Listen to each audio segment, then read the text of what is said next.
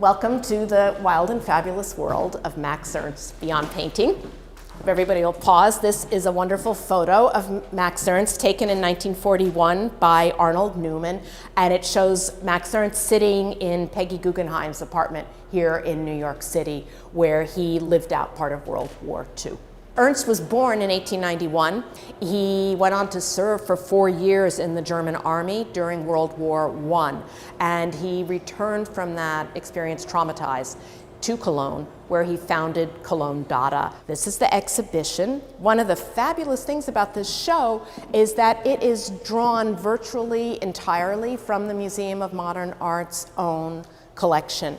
There are 100 works on view here, and as you look around, you can see that Max Ernst is an artist who works on paper, he makes print portfolios, he makes books, makes oil paintings, he makes collages, and he makes reliefs. So we're looking at a group of collages and overpaintings that Max Ernst made while living in Cologne in the 1920s, 1920 and in 1921. So one thing that's very fun to do in this show is to pay attention to all the little inscriptions that he puts on things. Here he's made it a little hard for you to see, but if you look along the bottom it says, La bicyclette graminée garnie de grelot, blah, blah, blah, which translates, we did this for you, as the graminious bicycle garnished with bells, the dappled fire damps, and the echinoderms bending the spine to look for caresses. The way that he made this picture is he took a pedagogical chart, a teaching chart that was used to, I believe, illustrate the mutation, the metamorphosis of brewer's yeast cells. So he takes this poster, and the first thing he does is he turns it upside down. He goes in with black paint, and he begins to cover over, to overpaint, to censor out parts of the original image. He adds along the bottom this wonderful little gray platformer stage, which sort of angles in like that. And if you think about how in an old-fashioned Renaissance painting, the device is used to construct an illusionistic perspectival space, that kind of orthogonal recession is one of the key things. But of course, Ernst quotes it, he sets the stage, and then at the same time, other parts of the picture are so resolutely flat. He goes in and he adds little wheels and gears and these great kind of flippy-flappy, I don't know what you would call them, fins on the side of what was a yeast cell, and it now looks for all the world like some sort of tightrope walker. So he creates this great animated, I think one author has described it as a circus, right? Kind of a circus fantasy from something that at the start was prosaic and didactic. So all of these are overpaintings or collages that use found imagery in different ways.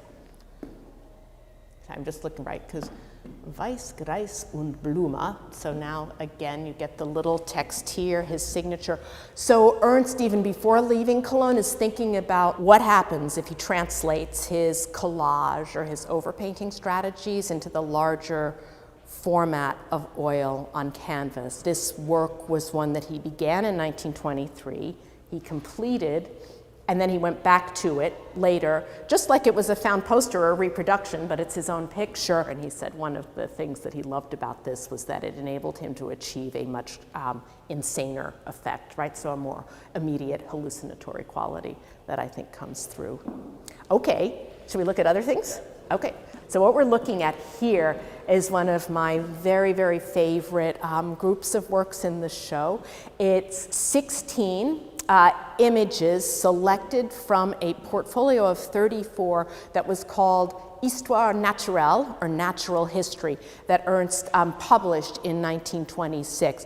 The technique used to generate these images is called frottage, which is a French word for rubbing. And if you get in close to any one of these, you can see that the way that Ernst generated these pictures was by placing paper over found objects, found textures, and then he would rub over those found textures. So now he's gone from found imagery to found materials. Again, another way of having an assist, a collaborator, something from the real world that he is using to provoke images in his art, sort of as a quasi-automatous technique. And then he goes back in, right, and selectively adds details to transform what could have just been an inert pattern into these strange beings and beasties. He welcomed the way that reproduction, printing processes, removed his image one further step from the tactile material physical thing, because it heightens the illusionism of them. Anyway, this collage, Lop Lop introduces members of the Surrealist group. And Lop Lop was Ernst's most beloved and well-known alter ego. He described Lop Lop as a hybrid creature that was half bird, half human. This was first published in a Surrealist magazine. It's almost an advertisement of sorts for who belonged to the Surrealist movement at the moment this was created in 1931. You can see Max Ernst right there. There's Salvador Dali, Paul Eluard, who collaborated with Ernst on some of his poetry books, André Breton, the photographer Man Ray, Louis Buñuel, the great filmmaker, Tanguy, Giacometti, Aragon. They're sort of all there. Passing by, I should point out that Max Ernst, beginning in the mid-30s, started to make sculptures. So we're very lucky to have some examples of those in the collection too. And he,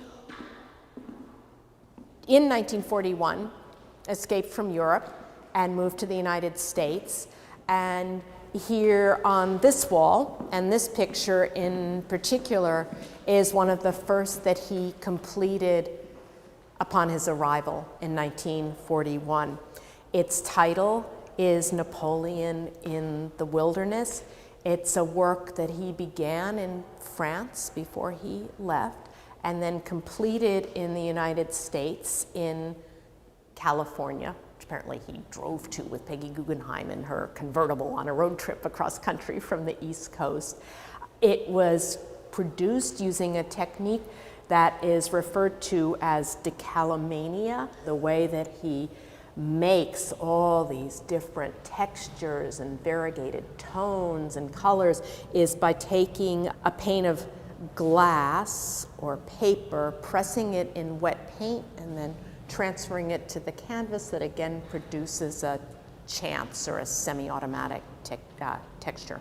And he wrote about this work subsequently as one that perhaps was an inadvertent expression of how he felt himself to be at the time, that he could empathize. This isn't a triumphant Napoleon in the wilderness. It's not a victorious Napoleon. It's Napoleon in exile on the island of Alba, painted at a moment when Ernst himself is living in exile. The latest works in the show, or the last work, which is in fact the most recently acquired, it's a book called 65 Maximiliana that Ernst created in collaboration with a book designer and publisher called Ilya Zad. And so just in brief, what this is, 65 Maximiliana is an homage on Ernst's part to an unsung 19th century astronomer named Wilhelm Ernst Tompel, or maybe it's Ernst Wilhelm Tompel. Can't remember. Anyway, Ernst is in there somewhere,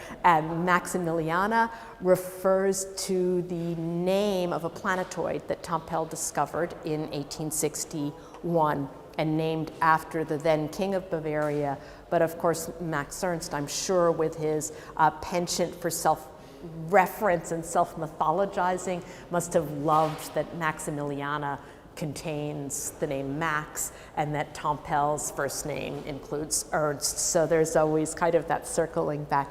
And we loved concluding the show with this, because if you think at the beginning of Ernst looking at these small microscopic worlds, and then by the end of his life looking up right to the planets and to the stars, and back to his saying when asked, what is your favorite occupation, his always saying, seeing this project and this homage to an unsung astronomer who has parallels with his own life seems like a very poignant way to end.